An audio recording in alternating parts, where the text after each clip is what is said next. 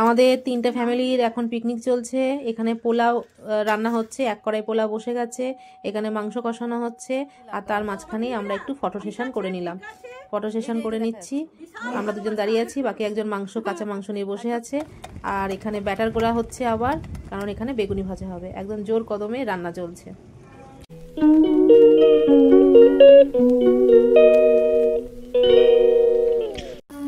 থালা বাটি নিয়ে জিনিসের মায়া আমি করি না, সত্যি। তোদের হয়েছে? আমরা পিকনিকে সব জোর কদমে লেগেছি 11:30টার সময়। আমরা সব 11:30টার সময় এসেছি। নবনীতা বাস্ট হয়ে গেছে, ওর থোবরাটা দেখেই বোঝা যাচ্ছে ও কি পরিমাণে বাস্ট হয়েছে। আর এখানে আমি এখানে হচ্ছে গোটা গরম মশলা আমি থেতছি। জয়শ্রীদি এখানে পোলাওয়ের চটকাচ্ছে, পোলাওয়ের চালটাকে। এই জল দিলে আচ্ছা যাই হোক।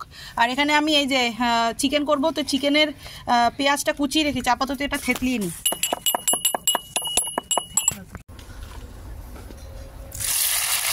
Hello everyone, good morning, welcome back to my channel. তো পিকনিক স্টার্ট হয়ে গেছে আর ওদিকে আপনাদেরকে ওয়েলকামই জানাইনি।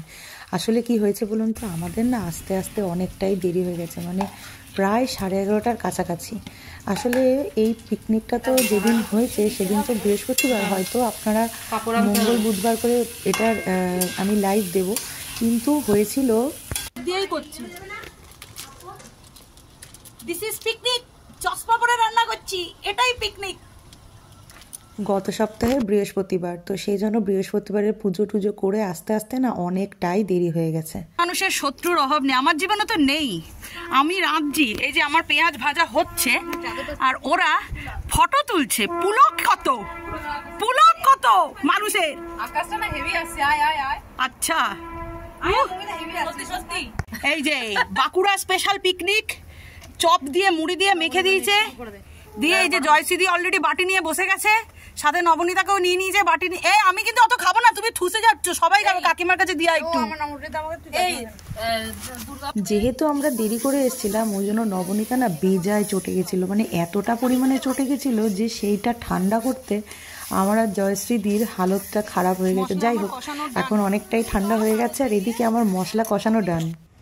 ব্যাপারটা হচ্ছে গিয়ে একদিকে রান্না হচ্ছে, কারণ আমাদের পিকনিকে 4 জন বয়স্ক মানুষ আছে। একটা হচ্ছে আমার শাশুড়ি মা, একটা হচ্ছে জয়শ্রীদির মা, আর 2 জন হচ্ছে নবনীতার বাবা মা। তো এদের হচ্ছে বেলা 1টার মধ্যে এদের লাঞ্চ দিয়ে দিতে হবে। তো ওই জন্য এসে আমরা নাচন কদন কিছু করিনি, এসেই রান্না চাপিয়ে দিয়েছি। এখন রান্না হচ্ছে মধ্য গগনে, একদিকে চিকেন কষা হচ্ছে আর একদিকে হচ্ছে পোলাও রেডি হচ্ছে। এইবার ঢাকা দিয়ে আমরা মুড়ি চিবোতে বসেছি। এখন বেশ রিল্যাক্স যাচ্ছে, কারণ সকালবেলা টিফিন না খেয়ে ওরা এসেছে। মানে আমাদের টিফিনটা ব্রেকফাস্টটা হচ্ছে লাঞ্চের টাইমে। একদম বন্ধ করে দাও, এরকম করে তুলিস না, দেখ রুমে বোঝাতে, দেখ মন্দিরের মধ্যে তো সবই আছে বল। না আমার ফোনটা বাস্ট করে যাবে, আমার ফোনটা খারাপ। নবনীতা এখানে বেসন গোলার কাজে লেগেছে, বেসন গুলছে, বেগুনি হবে। আর এখানে এই যে বেগুনি আমি কেটেছি, এখন নুন মাখাবো, কারণ তেলের পরিমাণ খুবই সামান্য আছে, এই যে আমাদের তেল, তো ওই জন্য বেগুনিটা নুন মাখিয়ে দিলে পারে না বেগুনটাকে, তাহলে জলটা বেরিয়ে যাবে। অসভ্য মহিলা একটা, ওকে বললাম যে তুই ব্যাটারটা রেডি কর, ও চট করে চলে গেল নিচে আর আমাকে এই কাজটাও দিয়ে দিল। তো ওদিকে আমার মাংস মোটামুটি ডান, এরপর বেগুনি ভাজা হবে।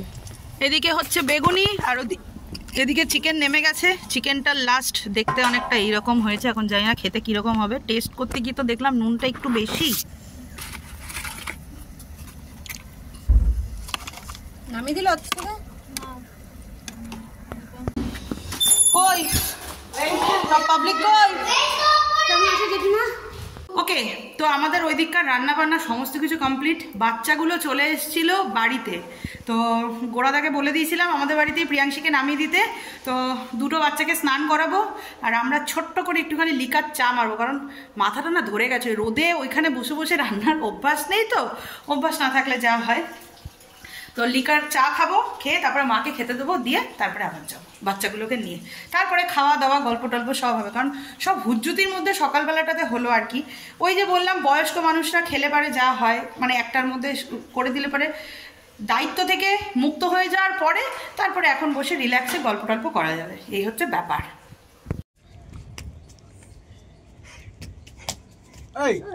এই এক ওর ঘাড়ে উঠেই ও বলতে আজকে ও প্রতিদিনকার কেন বলছিস, লেগে না যায় এরকম ভাবে লাফাচ্ছে। ঘাড়েই কেন বলছিস, ও উঠে গিয়ে মানে যত জায়গা থাকলো গিয়ে নিয়ে ওটা ভালো লাগে ওর।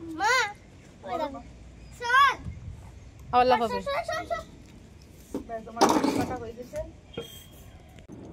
এই জল দে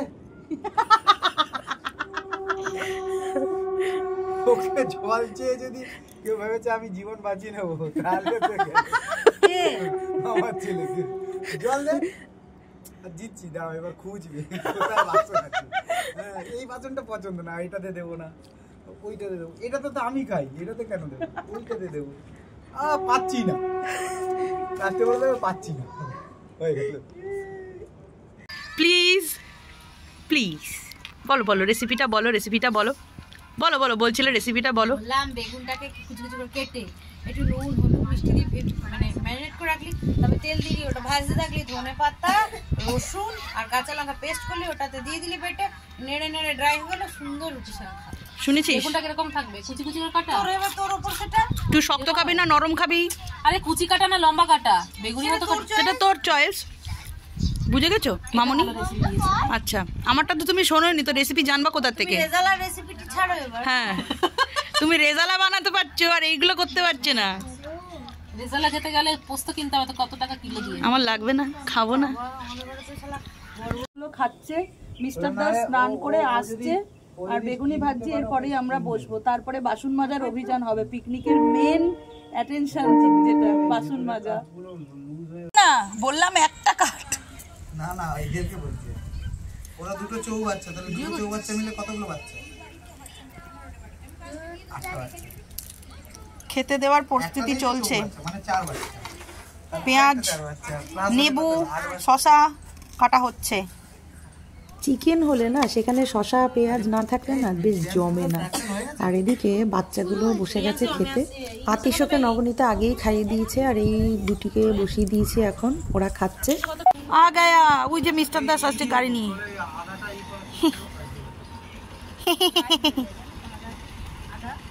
এই নিচ খোলা আছে তোমায় না ঢোকো। আচ্ছা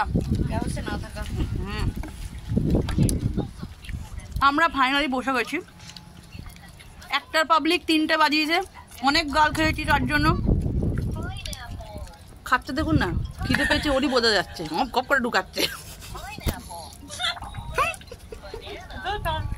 দিনটা ভালোই কাটলো। এই বছরের আর কি ডিসেম্বর মাসের প্রথম পিকনিক শেষ হলো। তার সাথে সাথে এখন ফুচকা নিয়ে বাড়ির দিকে রওনা দিলাম। আজকের জন্য